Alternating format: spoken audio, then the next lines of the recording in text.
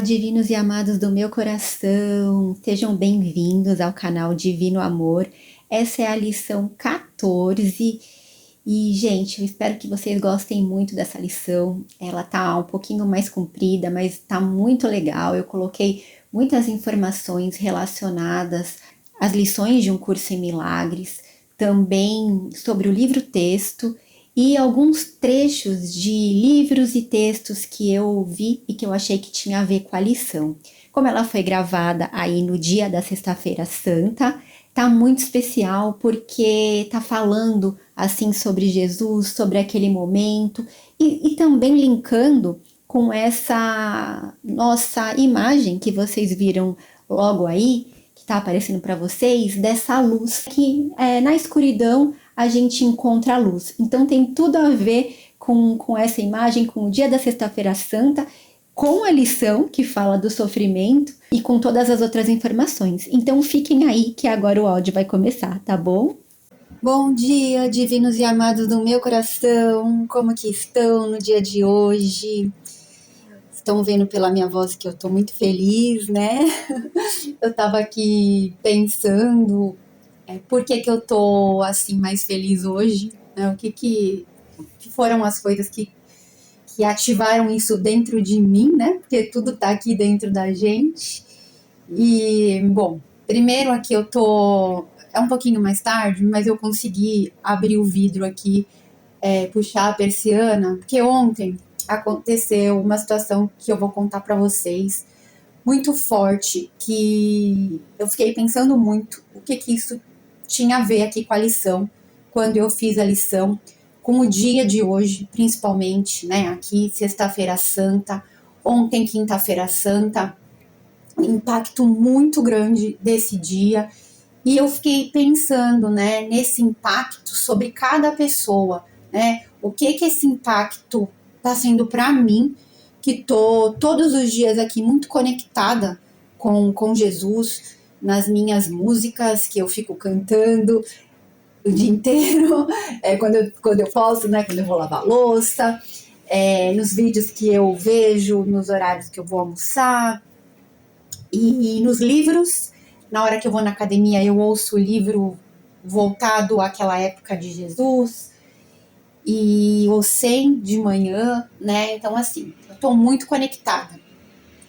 Outras pessoas não estão tão conectadas dessa forma, assim como tem pessoas que estão, mas a maioria aqui a gente sabe que não está, que está vivendo as suas coisas, fazendo as suas coisas, em alguns momentos lembrando de Jesus, como é o caso de hoje, que as pessoas vão lembrar mais, mas muitos vão lembrar assim, rapidamente, hoje é feriado, então as pessoas vão viajar, vão curtir e vão lembrar por um período, e isso vai passar. Eu tô aqui ainda na praia, então eu vejo isso muito forte, né, as pessoas vindo.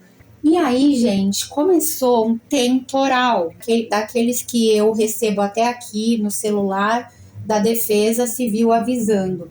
Mas foi um temporal que eu nunca tinha visto aqui. Mas desde que eu moro aqui, eu nunca vi uma coisa dessa. Escureceu, devia ser acho que umas 5 horas, e ficou tudo, nossa, tipo, e começou a chover muito, eu achei até que estava chovendo gelo, e alagou toda a minha varanda, mas me veio muito na cabeça Quinta-feira Santa, né? Que estava anunciando o que viria, e essa energia é muito forte do inconsciente coletivo também, todo mundo pensando nisso, mesmo que às vezes de forma inconsciente, como eu falei, a real força que tem isso. E aí eu falei para algumas pessoas que eu conheço que moram em outra cidade, se teve chuva lá. Não teve, escureceu em uma outra cidade próxima aqui, até 1 hora daqui mais ou menos, e a outra também 1 hora, e nenhuma das duas teve chuva. E eu fiquei pensando, que coisa, né? Por quê? Eu vi essa escuridão que deve ter sido muito parecida com o que Jesus viveu ali, né, naquele dia. E eu tô lendo a Bíblia, eu já passei agora por Mateus, que vai até essa parte, que fala de como é que foi essa crucificação, agora estou em Marcos, então Eu tô vivendo muito isso e aconteceu isso na minha frente. Aconteceu assim, nada pior, só molhou. Mas enfim, foi muito impactante essa tempestade. O que eu vi na minha frente, olha como a tempestade me trouxe até a luz, a claridade para ver que como eu gosto do céu azul e eu gosto dessa iluminação de manhã. Aí hoje de manhã eu já fiz a minha lição do 100 e fiz também a do meu grupo, que é da vibração, mas como sexta-feira santa é um dia, tem muitas postagens, tal, então eu já li muitas coisas de Jesus, fiquei imaginando, tinha um texto lá que falava dessa escuridão do dia, que depois viria a luz, mas que teve a escuridão e explicava por quê. Tem até um texto muito impactante que eu recebi, que Jesus fala no 100, né, que não há pecado, que é um erro e que a gente pode consertar. E o texto é muito forte, que fala que Jesus não veio para tirar os nossos pecados. E eu vou ver se eu leio para vocês. É bem forte, fala até de tolo, né? Você está sendo tolo, mas eu acho interessante porque na Bíblia Jesus usa essa palavra tolo. Eu já vi lá em Mateus, preciso ver a parte que tá forte, né? Quando há uma palavra assim, tolo. Mas o texto é dessa forma. Então, eu vou falar com vocês, porque eu acho que tem tudo a ver. Hoje também a lição tem tudo a ver, até mesmo com essa tempestade. Então, na hora que eu fiz a lição, eu usei essa tempestade de ontem para tirar isso da minha cabeça, porque tudo bem que eu vi hoje a claridade na minha frente, mas eu preciso entender. Não é para eu ficar nessa escuridão, né? E eu entrando muito em contato com isso, podia até ser que eu, na minha cabeça, estava mais indo para a tristeza da crucificação de Jesus e esquecendo do domingo de ressurreição. Isso é muito forte. E aí eu tive um presente, vou já contar tudo já. Eu tive um grande presente de Jesus ontem, contei para vocês aqui do quadro que eu pintava de Jesus ali quando eu era pequena. Então, desde pequena eu gosto de artes. Estava fazendo umas mandalas no computador, em artes gráficas, que é o que eu trabalho. E eu fiquei muito interessada em mandalas. Assim, eu tenho uma mandala aqui de vidro na minha casa, mas eu fiquei assim encantada e criei muitas mandalas em computação gráfica. E aí eu procurei aqui na minha cidade para ver se tinha algum curso de mandalas. Encontrei uma pessoa que fazia aqui, gostei muito. Só que naquela época não tinha nenhum curso, isso não faz nenhum mês que eu entrei em contato. Aí a pessoa falou para mim, olha, quando tiver, eu entro em contato. Aí tá bom, aí ontem eu fiz aqui a lição com vocês, e aí depois eu recebi um WhatsApp da pessoa me falando que ia ter um curso hoje, de um dia, né? Muito legal, inclusive com coffee break e tudo. Eu, nossa, eu vou trazer a mandala para mim depois, vou aprender a fazer e vou estar lá em contato nesse dia tão especial que é a Sexta-feira Santa. Então eu fiquei muito feliz, eu agradeci Jesus e falei gratidão, Jesus, por esse presente, né? Me fez lembrar do quadro que eu pintei e agora eu estou fazendo pela primeira vez uma mandala manual, assim, física, porque eu estava fazendo no computador. E aí eu recebo no meu grupo também um texto de primeira vez, que eu também, se eu lembrar aqui, espero que eu consiga lembrar até o final aqui, de falar para vocês desse texto da primeira vez. Então assim, é tudo tão sincronizado e eu fico assim, feliz. Nossa, eu não sei explicar, eu voltei a fazer de manhã a gratidão por tudo, eu tô mais feliz até por isso, porque eu tinha esquecido, são tantos exercícios, tantas coisas, né, que eu acabo esquecendo. Então é isso, gente, olha só 13 minutos contando a minha história de ontem para hoje e aconteceram tantas coisas, mas que bom olhar dessa forma, olhar com a luz para todas as coisas. E aí, gente, me contem o que acharam da lição de ontem, da lição 13. Conseguiram fazer? O que sentiram? Que experiências assim que tiveram com isso, com a lição? Vamos relembrar aqui o que é a lição 13. Um mundo sem significado gera medo. Aqui ele fala do medo de Deus. E que coisa que é que lá no texto no livro texto que eu tô falando, também tá falando desse medo de Deus agora, e também da vontade e do desejo, que eu também vi um texto no WhatsApp que eu faço nesse grupo da vibração e que estavam falando alguma coisa entre vontade e desejo, a diferença. Mas vamos fazer aqui a lição. Então fizemos ontem a lição 13, vimos o porquê que a gente tem medo, né, quando a gente vê um mundo sem significado, a competição que a gente pode achar que está fazendo com Deus, porque a gente criou lá o nosso mundinho imaginário de ilusão, e quando a gente dá o poder para quem realmente tem o poder, que é Deus, a gente tem medo de soltar. Então isso gera esse medo, que parece que estamos em competição com Deus, né? Parece que Deus vai nos tirar o livre-arbítrio quando a gente dá o poder para Deus realizar as nossas vontades, porque aí a gente vai estar, na verdade, com a vontade de Deus em unidade. E eu não sei como é que vocês estão nisso, mas é só parar para pensar em pessoas que estão muito ligadas ainda aqui no material, assim como eu já tive, e não vou falar que tem algumas coisas que ainda tem um apego, mas pessoas que estão muito conectadas mesmo, que não conseguem nem enxergar, por exemplo, hoje a Sexta-feira Santa, e só conseguem enxergar como um meio de descansar do trabalho, de ser um feriado e poder ir viajar.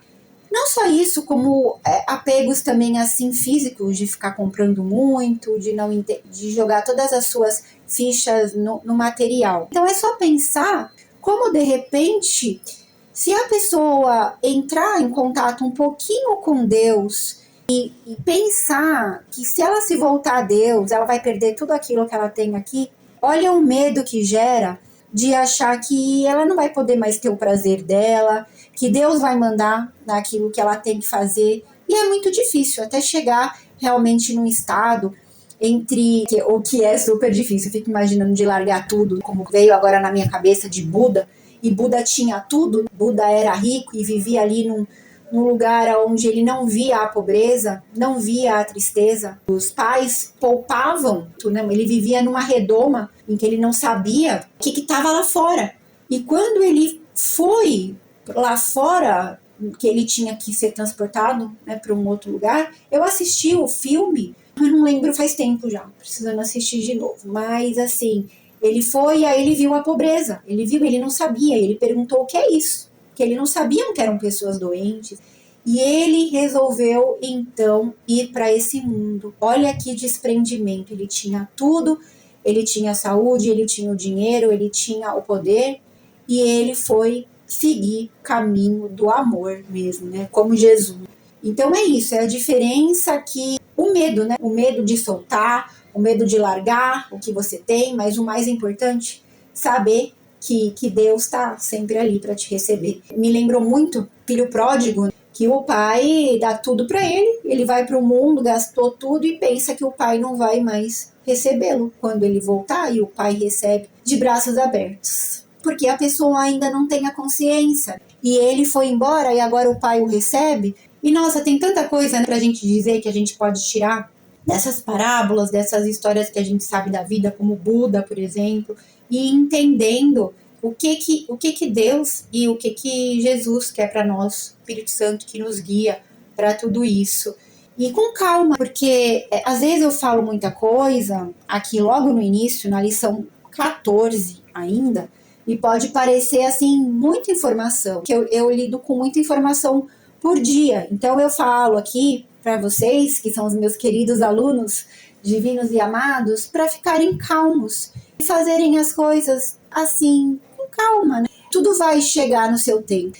No momento que você decidir mudar, que você decidir que você quer segui-lo, que você quer fazer as coisas para o bem. E outra coisa, nossa, hoje eu tô inspirada, hein? Se eu falar muito aqui, dos mais, espero que vocês gostem, porque são várias informações que estão sendo conectadas aí, com o que Jesus quer pra gente e com o que Jesus chegou na Sexta-feira Santa, que ele foi crucificado, o que ele fez para que esses discípulos levassem a palavra dele para todas as pessoas. E o que é preciso a gente fazer para levar a palavra, como eu estou fazendo aqui, levando a palavra dele, do Hussein.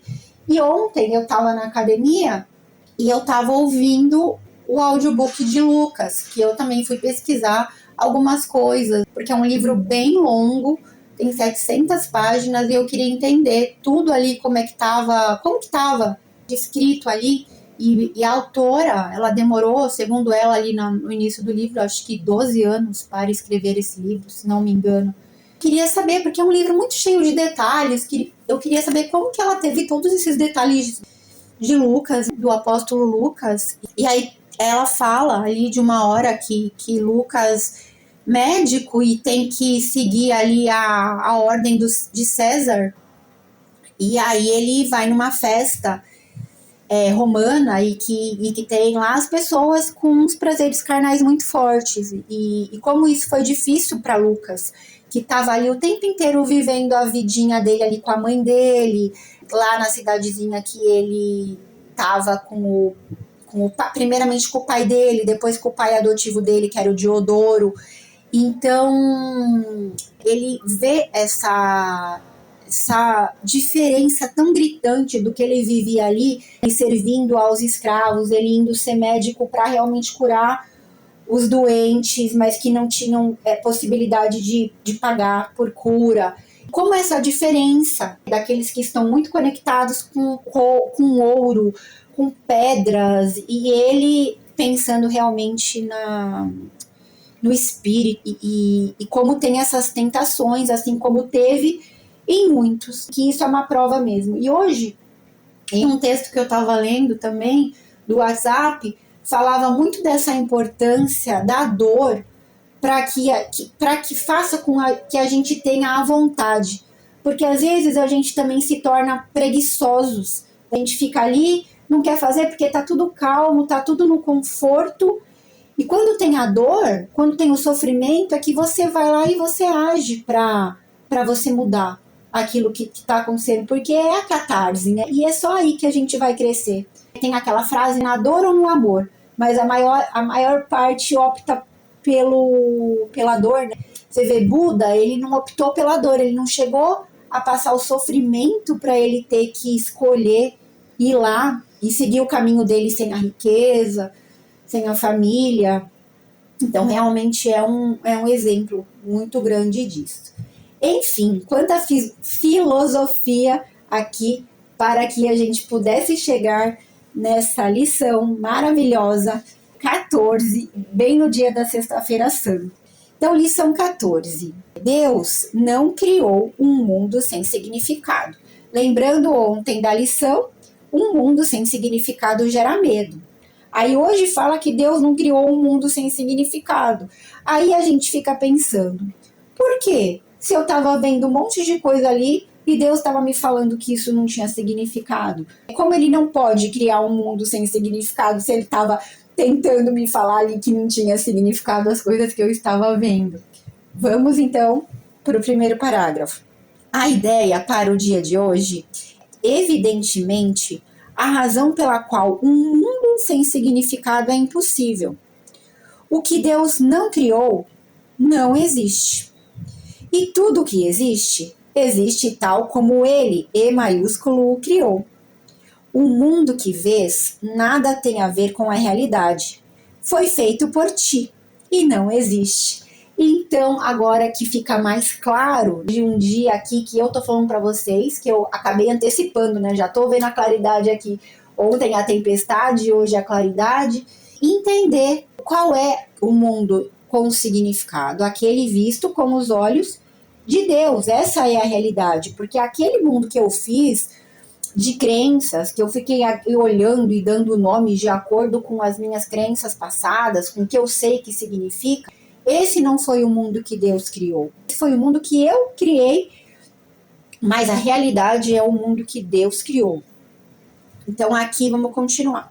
Segundo, os exercícios para o dia de hoje devem ser praticados com os olhos fechados, do início ao fim. O período de exame da mente deve ser curto, um minuto no máximo. Não tenhais mais do que 3 períodos de prática com a ideia para o dia de hoje, a menos que os achem confortáveis. Então, se for tranquilo para vocês acharem que estão conseguindo fazer, que querem, porque estão se sentindo bem, pode fazer. Então, se isso acontecer, será porque realmente compreendes para que serve. Então, que está ficando cada vez mais claro e você quer entender aquilo, né? Tem sede por aprender, por entender. Terceiro parágrafo. A ideia para o dia de hoje é um outro passo no aprendizado de abandonar os pensamentos que tem escritos no mundo e de veres em seu lugar o verbo de Deus, V e D. Então, é isso. É tirar aquilo que você está vendo de errado e dar lugar ao verbo de Deus. Os passos iniciais nessa troca, que verdadeiramente pode ser chamada de salvação, podem ser bastante difíceis e até bastante dolorosos. Então, gente, a gente está aqui na lição 14. Foi como eu falei, é ainda muito curto espaço de tempo, ainda pequeno para aprender tudo, para entender tudo. Estamos ainda saindo do sem significado e dando o significado aqui de Deus para as coisas, e eu falando tanto, pode ser bastante difícil ainda e bastante doloroso ainda, mas saibam que é um processo e que tudo vai se acalmar. Assim como a tempestade veio ontem, hoje tem um céu lindo azul aqui. Então tu não serás deixado lá. Irás muito além disso. A nossa direção é rumo à perfeita segurança e à perfeita paz. Então é isso que eu falei. Não tenhas medo, que passa. Nada como um dia após o outro, já dizia essa antiga frase e verdadeira. Quarto parágrafo. Com os olhos fechados, pensa em todos os horrores do mundo que cruzam a tua mente.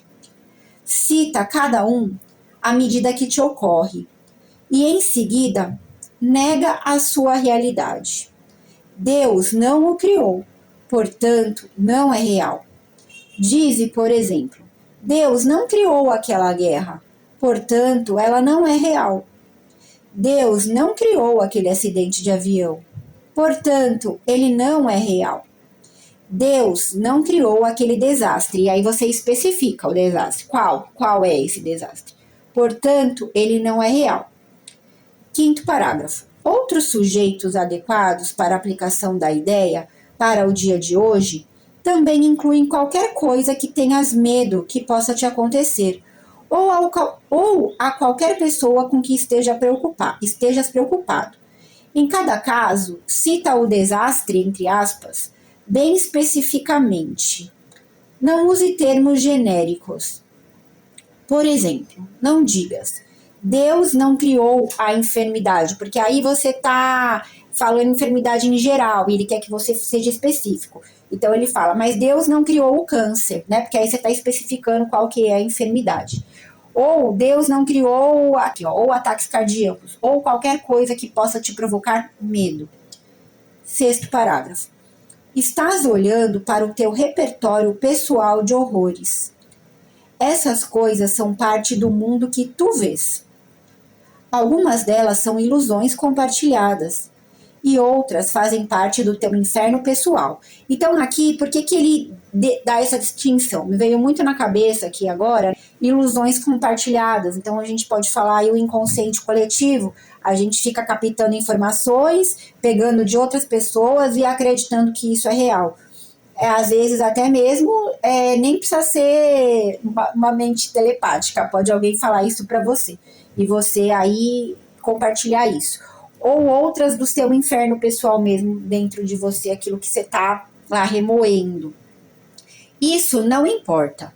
Aquilo que Deus, D maiúsculo, não criou, só pode estar na tua própria mente, a parte da sua, S maiúsculo. Então, tudo isso aí que você está falando de ruim, está na sua mente, quando está a parte da mente de Deus. Portanto, não tem nenhum significado. Em reconhecimento desse fato, conclui os períodos de prática, repetindo a ideia para o dia de hoje. Deus não criou um mundo sem significado. Então aí, no final de tudo, que você já deu os nomes para tudo, com os olhos fechados durante 1 minuto, repete no final, Deus não criou um mundo sem significado. Sétimo, a ideia de hoje pode, obviamente, ser aplicada a qualquer coisa que te perturbe durante o dia, fora dos períodos de prática. Então, se vir alguma coisa na sua cabeça e você quiser fazer, você faz para aquela coisa que está vindo. Então aqui, ser muito específico ao aplicá-la. Dize, Deus não criou um mundo sem significado.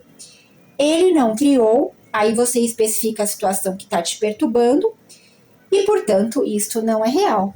Então, gente, hoje é isso, a lição é essa. Eu vou falar com vocês aqui aquilo que eu prometi e que eu estava tentando não esquecer, mas eu vou ler aqui os textos dos grupos que eu achei interessante para o dia de hoje. Gente, então falei que eu ia falar com vocês primeiro sobre aquele texto que eu achei legal sobre a primeira vez, que hoje eu vou fazer a mandala, então eu achei que tinha tudo a ver e de repente para vocês também serve para alguma coisa aí. Quem sabe vão fazer também alguma coisa hoje pela primeira vez e estamos aí em sincronia. Então o texto é assim: qual foi a última vez que você fez algo pela primeira vez? Há uma espécie de vertigem silenciosa na primeira vez. Um instante em que o tempo parece se expandir, como se o mundo abrisse uma fresta inédita só para lembrar que ainda não foi completamente vivido. Fazer algo pela primeira vez é, no fundo, um encontro com aquilo que ainda não somos, mas que de algum modo já nos habita. Com o passar dos dias, nos tornamos especialistas em repetir. Repetimos caminhos, opiniões, gestos, até mesmo emoções. A rotina nos oferece segurança, mas cobra um preço alto. Ela suaviza o impacto da existência. E então, quase sem perceber, deixamos de nos surpreender com o próprio fato de estarmos vivos. A primeira vez rompe isso. Ela não pede perfeição, nem domínio. Pelo contrário, exige vulnerabilidade. É o território do erro, do improviso, do desconhecido. E talvez seja por isso que evitamos tanto. 2 pontos. Porque ali não há controle, apenas presença. E estar verdadeiramente presente pode ser desconfortável, pois nos obriga a abandonar as versões prontas de nós mesmos. Gente, tem tudo a ver, né, com a lição de hoje também, como a gente está desconstruindo esses pensamentos aí, entendendo que eles são sem significados e indo para o pensamento real de Deus, estar no presente mesmo, que é o que ele quer que a gente fique no presente, no agora, na realidade. Então aqui, mas é também nesse espaço que a vida respira com mais intensidade. Toda primeira vez é uma pequena ruptura no automatismo, um lembrete de que ainda há caminhos não trilhados dentro e fora de nós. É como se o mundo dissesse, 2 pontos, você ainda pode se reinventar. Não importa a idade, o passado ou as certezas acumuladas, sempre existe algo que ainda não fizemos e que pode nos transformar. Talvez a pergunta não seja apenas quando foi a última vez, mas por que foi a última? E mais importante ainda, o que em nós tem medo da próxima? Me contem aqui se vocês gostaram do texto, se identificaram. Aí o outro texto aqui, que eu falei que é bem impactante, mas eu vou ler para vocês, porque eu achei bem interessante essa forma de pensar, tá? Ó, não seja ingênuo. Jesus não morreu pelos seus pecados. Aí ele não fala que a pessoa é tolo, ele fala que o pensamento é tolo. Não seja ingênuo. Jesus não morreu pelos seus pecados. Nossa, muito engraçado essa parte de ingênuo. Eu vou ver aqui, de repente, se tem a ver com o texto que eu tô lendo. Eu lembrei agora que ontem falava da ingenuidade no livro Texto do Sem. Então, vamos ler esse aqui, aí eu vou ver, qualquer coisa aí eu complemento. Este pensamento é muito conveniente, além de tolo, pois te libera de toda a responsabilidade pelos erros que comete. Então é como se estivesse falando ali que Jesus morreu ali pelos seus pecados. Pode continuar fazendo erro porque ele vai te salvar, tal. E na verdade Jesus quer que a gente olhe para isso. Não quer que a gente varra isso para baixo do tapete. Ele quer que a gente entenda. Mas tudo bem, sempre no seu nível de consciência, sem nenhuma cobrança. Então, ó, Jesus foi morto por ser livre, por pregar com amor, por usar o poder de sua mente, por expressar seus pensamentos, por manifestar as coisas, por curar, por insistir em respeitar a mulher, cuidar da natureza e por ser um revolucionário. Ele afirmava que a casa de Deus está em toda parte e que o amor e o respeito ao próximo, como a si mesmo, são o mais importante. Jesus era um ser altamente evoluído. Pensaram que tudo acabaria com sua morte física, mas não imaginaram o alcance de suas mensagens. Até hoje nos manipulam, culpando-nos por sua morte e dizendo que foi um sacrifício por nós. Usam sua imagem destruída para criar medo. Olha como a gente falou de medo. Olha só que interessante, falando ali da lição do medo. Então, assim, usam sua imagem destruída para criar medo, culpa, dor e sofrimento. Ninguém morre pelo que chamamos de pecados alheios. Jesus foi morto porque tinham medo dele. Assim como todos os grandes mestres e defensores da terra que morreram. E olha só, né, gente, falando agora de outros mestres, aí hoje eu citei Buda, né? Não tô falando nem que foi dessa forma, mas é interessante falar desses grandes mestres também. A escuridão teme a verdade e o amor. Quando Jesus veio, foi um revolucionário que pensava diferente dos demais. Não obedecia ao sistema. Desafiou o sistema da época e as leis mosaicas.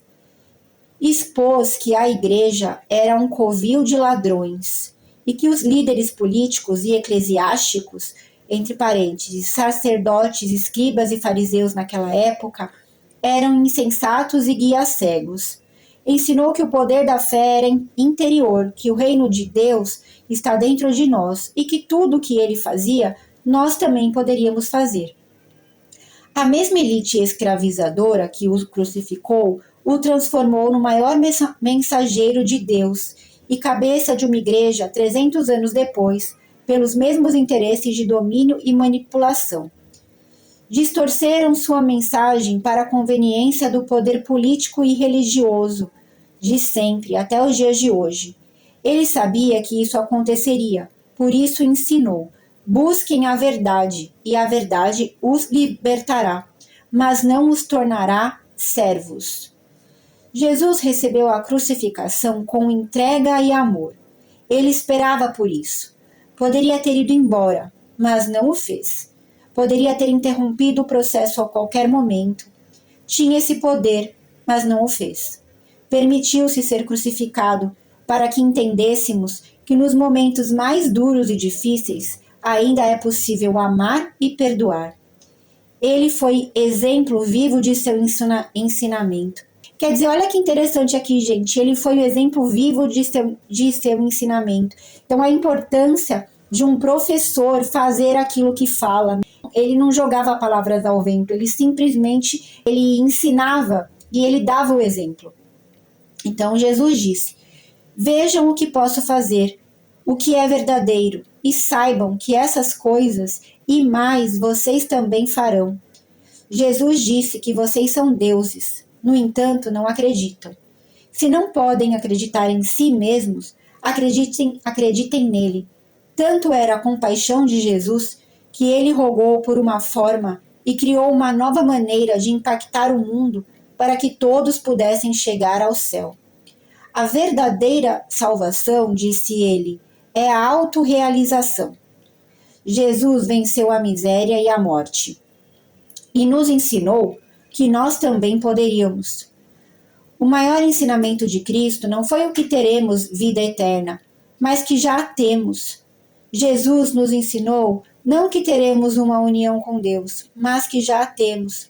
Jesus nos ensinou que somos os criadores da nossa realidade e que a vida pode ser diferente para nós, além da forma como pensamos. Mataram Jesus por medo e porque as promessas de Deus são boas demais para serem verdade. Não podemos aceitar a maior verdade. Então, devemos nos reduzir a uma espiritualidade que ensina medo, dependência e intolerância, em vez de amor, poder e aceitação. Porque aí fica mais fácil de controlar, quando você ensina o oposto daquilo que Jesus nos falou.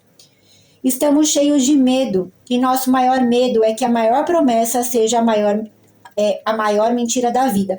Gente, Interessante como ele está falando do medo agora, e ontem a gente falou do medo. E hoje essa lição é realmente tirar esse medo e entender qual é o significado real das coisas. Então Jesus foi crucificado por ser um revolucionário que desafiou o sistema, pregou o amor, deu importância ao poder da mente e defendeu o respeito à mulher e à natureza. Jesus ensinou que a casa de Deus, D maiúsculo, está em toda parte, e destacou a importância do amor e do respeito ao próximo como princípios fundamentais. Nos ensinou que todos somos um. Aí ele pergunta aqui, por que continuar manipulando a imagem de Jesus para criar medo, culpa e sofrimento? Vamos tirar a venda dos nossos olhos e reconhecer realmente quem ele foi e o que quis ensinar. 2 pontos. Liberdade, não culto. Empoderamento, não submissão. Ação e não tanta pregação. Jesus Cristo é uma consciência de unidade. Nossa, muito lindo. Quando eu li todos esses textos aqui, eu fiquei assim, nossa, maravilhada, que são tantos, se eu pudesse eu lia todos aqui também. Tem um que fala aqui, né, Sexta-feira Santa, Jesus foi crucificado e a terra se cobriu de escuridão, né, e ontem eu vivendo a escuridão que eu contei para vocês. Eu vou ver aqui só, gente, sobre esse texto da inocência, e aí qualquer coisa eu falo rapidinho aqui. Então, gente, na verdade, olha só, é isso mesmo, ó. O capítulo é o capítulo 3, a percepção inocente. Olha que interessante, expiação sem sacrifício. Aí, ontem eu estava lendo aqui o subtítulo 2 do capítulo, né, que é Milagres como Percepção Verdadeira. E aqui, olha quando ele fala mais da inocência, ó. A inocência não é um atributo parcial, não é real enquanto não é total. Os que são parcialmente inocentes estão aptos a ser bastante tolos, gente, às vezes. Então, olha o que o texto falou, né? Não seja tolo se achar que Jesus morreu pelos seus pecados. E fala da inocência. Nossa, perfeito. Então, aqui está completamente dizendo isso. Esse aqui é o segundo subtítulo aqui do capítulo, né? Milagres como percepção verdadeira, parágrafo 2. Então, não é real enquanto não é total. Os que são parcialmente inocentes estão aptos a ser bastante tolos às vezes. Enquanto a sua inocência não se torna um ponto de vista de aplicação universal, não chega a ser sabedoria. A percepção inocente ou verdadeira significa que tu nunca percebes de forma errada e sempre vê verdadeiramente. Em termos mais simples, significa que nunca vês o que não existe e sempre vês o que existe. Então, gente, olha o que ele está falando. Quando a percepção inocente ou verdadeira é verdadeira, a percepção inocente ou verdadeira, tá? Então, a inocente e verdadeira ou verdadeira vai significar que você nunca percebe de forma errada. E sempre você vê verdadeiramente. Quando você está ali vendo com os olhos de Deus, como a gente falou na lição, essa é a forma verdadeira. Então, em termos mais simples, significa que nunca vês o que não existe e sempre vês o que existe. Nisso, estando com Deus, tá? Agora, se você olhar dessa forma inocente aí que ele tá falando parcialmente, né? Ó, os que são parcialmente inocentes estão aptos a ser bastante tolos às vezes. Aí podem acreditar que Jesus morreu pelos nossos pecados. Então, ó, terceiro parágrafo. Quando te falta confiança no que outra pessoa vai fazer, está a testar a tua crença, segundo a qual ela não está na sua mente certa. Quando você desconfia, porque você também julga. Você acha que é culpa da pessoa, que você é vítima da pessoa. Você não vê que, na verdade, é você que está projetando.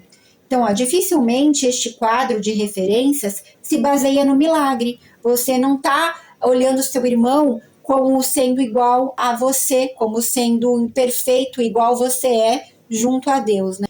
Então, ele também tem o poder desastroso de negar o poder do milagre. O milagre percebe tudo tal como é. Se nada a não ser a verdade existe, o modo de ver da mentalidade certa não pode ver nada a não ser a perfeição. Então, aqui ele quer que a gente veja a outra pessoa, como ele fala aqui, porque se faltar uma confiança na outra pessoa, a gente está projetando. E o modo de ver da mentalidade certa, da mentalidade com Deus, é não ver nada além do que a perfeição. E aí ele fala, tenho dito isso, tenho dito que só o que Deus cria, ou o que tu crias com a mesma vontade, aí olha a vontade que eu falei, que eu vi lá no texto hoje, a diferença entre vontade e desejo. Então assim, ó, tenho dito que só o que Deus cria, ou o que tu crias com a mesma vontade, tem alguma existência real, tá? Com a vontade com V maiúsculo. Então isto, então, é tudo o que um inocente pode ver. Os inocentes não sofrem de percepção distorcida. Então, ali no caso do texto que eu li com vocês, não seja inocente, seria uma percepção distorcida da realidade, de achar que Jesus veio para salvar os nossos pecados, quando na verdade o que ele queria trazer era o amor, e mostrar o amor e corrigir os nossos erros. No livro o tempo inteiro ele fala que nós não somos pecadores, que nós podemos, porque o pecado seria como se não tivesse um conserto. Mas isso é para mais para frente, tá, gente? Não sei quem é que já está no livro texto, a gente ainda está na lição 14, mas eu estou só explicando aqui o que Jesus vai falar no decorrer de todas essas lições e no texto. Então ele explica, ele quer explicar isso pra gente, tá? Para ficar mais fácil aí cada vez mais da gente ir assimilando todas essas informações na nossa cabeça. No caso da inocência, no caso dos milagres, no caso dos pecadores, é isso, ele quer tirar esse estigma da própria igreja, que trouxe isso como uma oportunidade até de manipular. Quantas vezes até você tem que ir lá se confessar. E, gente, eu não tô julgando quem faça isso, tá? Quem ainda faz, tá tudo bem. Não é um julgamento, a gente aqui não tá para julgar ninguém, para não atacar também ninguém, mas só entender que na Bíblia mesmo, lá em Mateus, Jesus fala que quando você quiser orar, quando você quiser conversar com Deus, tá tudo ótimo de conversar em silêncio, em segredo, na sua casa, né, debaixo da sua casa. Então tenha em mente isso, que o livro tá o tempo inteiro falando aqui pra gente ser guiados, né, pelo Espírito Santo. E para isso a gente pode conversar com ele, pedir orientação para ele, que ele sim vai ter a melhor, né, forma de conduzir tudo. Então é isso, a gente não ficar aí achando que somos os pecadores e entender que cometemos um erro, e um erro pode ser consertado. Tá bom? Nossa, gente, hoje foi profundo mesmo a lição. Só gratidão a vocês, a Deus, a Cristo, por tudo isso, e Espírito Santo aí também guiando, os anjos santos, todos. Então depois eu conto pra vocês como é que foi o dia de hoje, tá bom? Me contem aqui se vocês também têm alguma coisa diferente pra fazer hoje, como é que foi a lição. Curtam o áudio se vocês gostaram, compartilhem com alguém aí e se inscrevam no canal se ainda não são inscritos, tá bom? Fiquem com Deus, um grande beijo no coração, tenham um dia maravilhoso e até amanhã. Tchau, tchau.